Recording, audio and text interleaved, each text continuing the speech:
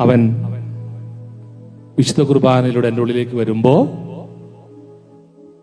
ഞാൻ അവനായി മാറാണ്. ആരായി മാറുന്നു? ഈശോയെ, നീയായി മാറുന്നു. നിന്നിൽ ലയിച്ചില്ലാതാകുന്നു. അല്ലേ? ഇത് വിശ്വസിക്കാത്തവരാരും ഈ ദേവാലയത്തിൽ ഇരിക്കരുത് കേട്ടോ. ശരിക്കും ഇത് വിശ്വസിക്കാത്തവരാരും ഈ ദിവ്യകാരുണ്യത്തിന് മുമ്പിൽ ഇരിക്കരുത്. എങ്കിൽ ഞാൻ നിങ്ങളോട് ചോദിച്ചു വരുന്നത്, ഞാനോ നിങ്ങളോ രോഗിയായാൽ ഈ വിശുദ്ധ കുർബാന സ്വീകരിക്കാൻ നിങ്ങൾ ഇഷ്ടപ്പെടുമോ? ഇതാണ് എൻ്റെ ബേസിക് ചോദ്യം നിങ്ങളുടെ മുമ്പിൽ, ഈശോയുടെ മുമ്പിൽ ഇരുന്ന്. ഇത് ചോദിക്കുന്നത് കർത്താവിൻ്റെ ജനത്തിന് ഈ ഒരു തെറ്റാധാരണകൾ മാറ്റാനും ആ വിശുദ്ധ കുർബാനയിൽ ശക്തമായ ബോധ്യം ഉണ്ടാകാൻ വേണ്ടിയാണ്. നിങ്ങൾ ഹൃദയത്തോടൊന്ന് ഈശോയുടെ മുമ്പിൽ ഇന്ന് ചോദിച്ചേൻ, നിങ്ങൾ രോഗിയായിട്ട് കിടക്കുമ്പോൾ ഈ വിശുദ്ധ കുർബാന നിങ്ങൾ ആവശ്യപ്പെടുമോ? ആവശ്യപ്പെടുമോ? നിങ്ങൾ ഉത്തരം എനിക്കറിയില്ല, കിട്ടില്ല എന്ന് എനിക്കറിയാം. എങ്കിലും വീണ്ടും വീണ്ടും ചോദിക്കുന്നതാണ്. ഡയലക്റ്റിക് മെത്തേഡാണത്.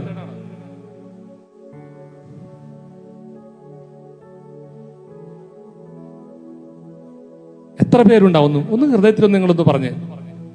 നിങ്ങൾ രോഗിയായിട്ട്, നമുക്കറിയാം കത്തോലിക്ക സഭയിൽ രോഗി ലേപനം എന്നൊരു കുദാശയുണ്ട്.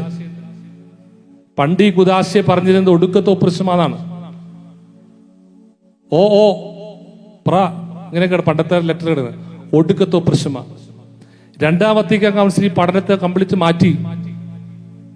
രോഗം അതികലശലായാൽ നിനക്കും എനിക്കും ആ രോഗിലേപനം സ്വീകരിക്കാം. വിശുദ്ധ കുർബാനയല്ല രോഗിലേപനം കേട്ടോ. അത് കുദാശയുടെ ഒരു ഭാഗം, വേറെ കുദാശയാണത്. നിങ്ങൾക്ക് സ്വീകരിക്കാം. എന്തിനാണത്? എന്നാണ് അതിൽ ചെല്ലുന്ന പ്രാർത്ഥന? യാക്കോബ് വചനങ്ങളാണ് പറയണേ. നിങ്ങളിൽ ആരെങ്കിലും രോഗിയായാൽ സഭയിലെ മൂപ്പന്മാരെ വിളിക്കട്ടെ. പണ്ട് മൂപ്പന്മാരാണ്. അവർ രോഗിയുടെ മേൽ കൈകൾ വെച്ച് തൈലം പൂശട്ടെ. എന്നിട്ട് എന്താ പറയണ തിരുവചനം? അവർ സുഖപ്പെടട്ടെ. ഭയാനകമായൊരു കുദാശയല്ലതെന്ന് കർത്താവിന്റെ ജനം തിരിച്ചറിയട്ടെ. ഇവിടെ കൂടിയിരിക്കുന്നവരെങ്കിലും ഭയാനകമായ കുദാശയല്ലത്. 6 മാസം കഴിഞ്ഞാൽ നിങ്ങൾക്കത് വീണ്ടും സ്വീകരിക്കാം. രോഗിയാണെങ്കിൽ പനി, തലവേദന എന്നല്ലാണ്ട് ഞാൻ പറയണേ, കലശലായ രോഗം.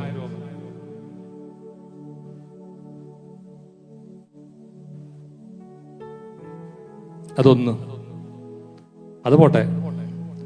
രോഗിലേപനം വേണ്ട. ഞാൻ ഓർക്കുന്നുണ്ട്, എൻ്റെ അപ്പൻ ഓർമ്മയുള്ളപ്പോ ഞാൻ ഓർക്കുന്നു. അപ്പം മരിക്കുന്നതിന് 2 വർഷം മുമ്പാണ്. 2 വർഷം മുമ്പ് പലപ്പോഴും പോകാറുള്ളൂ.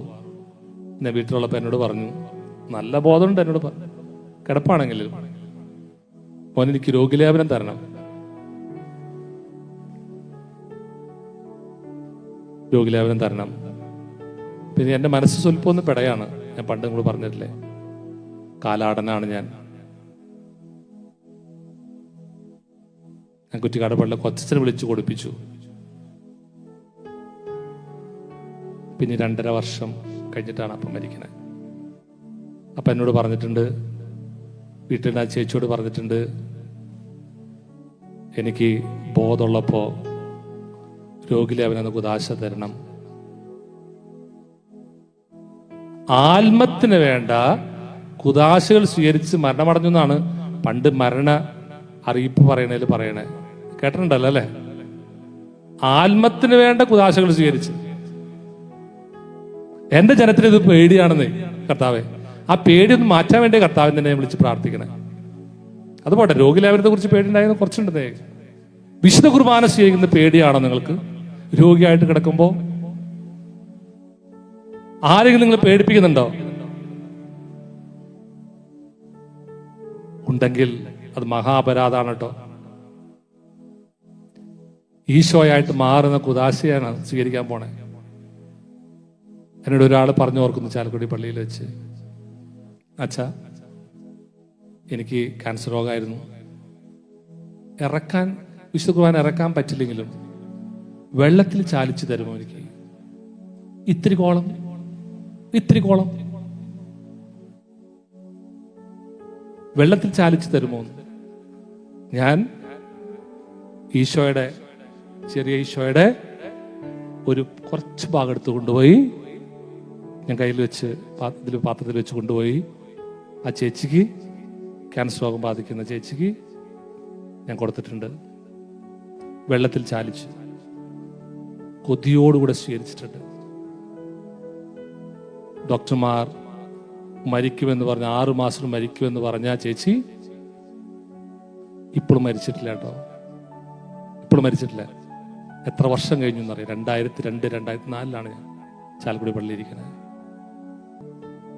എൻ്റെ ഈശോയെ സ്വീകരിക്കാൻ പേടിയാണെന്ന് എൻ്റെ ജനത്തിന് പലർക്കും. കൊതിപ്പിക്കണം. ആ ഈശോ നിന്റെ ഉള്ളിൽ വന്ന് നിന്നിലേക്ക് ലയിച്ചില്ലാതായി നീ ഈശോയായിട്ട് മാറാണ്. നിന്റെ രക്തത്തിലും മജ്ജയിലും മാംസത്തിലും ഈശോ പടരാണ്. നിന്റെ സന്ധിബന്ധങ്ങളെ കർത്താവ് സുഖപ്പെടുത്താണ്. കർത്താവ് ബലമേകാണ്. അത് വിശ്വസിക്കാൻ ഇവിടെ ഇരിക്കുന്ന കൊച്ചുകുട്ടികളടക്കം എല്ലാവർക്കും സാധിക്കട്ടെ എന്ന് മാത്രമാണ് എൻ്റെ പ്രാർത്ഥന കർത്താവിന്റെ മുമ്പിൽ.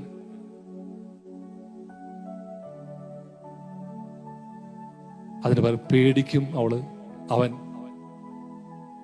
എൻ്റെ ജനം അങ്ങനെ പറയാതിരിക്കട്ടെ. ഒരു ഉറപ്പ് കർത്താവിന് കൊടുക്കണം.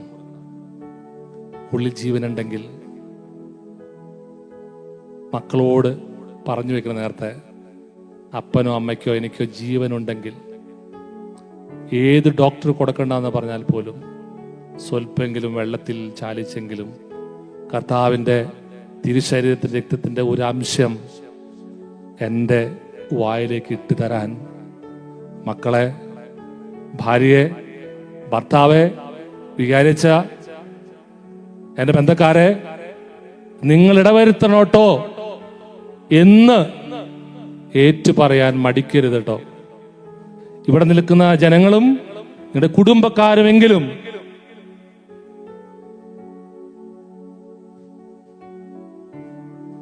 ഉറച്ചു വിശ്വസിച്ചുകൊണ്ട് ആ കർത്താവ് നിങ്ങൾ സുഖപ്പെടുത്തും. നമ്മുടെ ആത്മാവിനെ സുഖപ്പെടുത്തും. ഇനി മരണപ്പെട്ടാൽ തന്നെ ആത്മാവിന് വേണ്ട കുദാശകൾ സ്വീകരിച്ച് കർത്താവിന് മുമ്പിലോട്ടാണ് വരുന്നത്. ഈ കുദാശയുടെ പ്രാർത്ഥന കേട്ടിട്ടുണ്ട് അവസാനത്ത്. കടങ്ങളുടെ പൊറുതിക്കും പാപങ്ങളുടെ മോചനത്തിനും മരിച്ചവരുടെ ഉയർപ്പിനും 4ാമത്തെ ഒരെണ്ണം കൂടിയുണ്ട്. കേട്ടിട്ടുണ്ടോ? നിത്യമായ ജീവിതത്തിനും കാരണമാകുന്നവനാണ് ഈ ദിവ്യഗാനത്തിലിരിക്കുന്നത്. കേട്ടിട്ടുണ്ട് അത് വിശുദ്ധ കുർബാനയില് വൈദ്യം ചെല്ലുന്ന പ്രാർത്ഥന.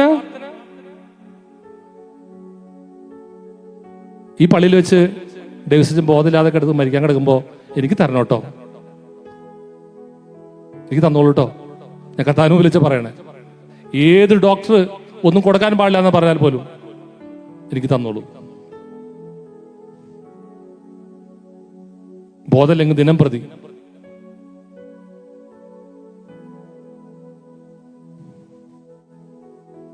കർത്താവേ, എന്റെ ജനത്തെ ഞാൻ കൊതിപ്പിക്കുകയാണ് ഞാൻ. നീയോ കുഞ്ഞു അത്യുന്നതന്റെ പ്രവാചകൻ എന്ന് വിളിക്കപ്പെടും. ഇത് പ്രവാചകനല്ല പറയണേ. നീ ഈശോയായിട്ട് മാറുന്നു, ഞാൻ ഈശോയായിട്ട് മാറുന്നു. അവൻ എൻ്റെ രക്തത്തിലും മജ്ജയിലും മാംസത്തിലും അവൻ പടർന്നു പിടിക്കുന്നു. തീയായി മാറുന്നു, രോഗസൗഖ്യമായി മാറുന്നു, ആത്മാവിന്റെ സൗഖ്യമായിട്ട് മാറുന്നു. കടങ്ങളുടെ പൂർത്തി, പാപങ്ങളുടെ മോചനം, മരിച്ചവരുടെ ഉയർപ്പ്, നിത്യമായ ജീവൻ. ഇത് 4 നൽകുന്ന കുദാശയാണ് കേട്ടോ വിശുദ്ധ കുർബാന. സ്വീകരിക്കാൻ ഒരാൾക്ക് നിങ്ങൾ എതിരെ നിന്ന് പോകരുത്. അത് ഏതൊരു ഡോക്ടർ വിധി എഴുതിയാലും. ഇത് നിങ്ങളുടെ ഇഷ്ടം കേട്ടോ. ഡോക്ടർ അങ്ങനെ പറഞ്ഞിട്ടുണ്ട്, അതുകൊണ്ട് കൊടുക്കണ്ട. അതിനേക്കാളും വലിയ ഡോക്ടറാണ് ഇവിടെ ഇരിക്കണേ. അതിനേക്കാളും വലിയ ഡോക്ടറാണ് ഇവിടെ ഇരിക്കണേ. ആ ബോധ്യെങ്കിലും ഇവിടെ ഇരിക്കുന്നവരെയാണ് ഹൃദയത്തിൽ കുറിച്ചിടുക. അവരുടെ കുടുംബത്തിലെങ്കിലും 10 പേരോട് പറയുക. ഈ ദിവസങ്ങളൊക്കെ എനിക്ക് അങ്ങനെ ഒരു ചിന്തകൾ കടന്നു വരുന്നു. അത് കർത്താവിന് പോലും ഞാൻ പ്രാർത്ഥിച്ചതാണ്. എനിക്കും എൻ്റെ ജനത്തിനു വേണ്ടി കർത്താവേ നിന്റെ പ്രാർത്ഥന സ്വീകരിക്കണമേ.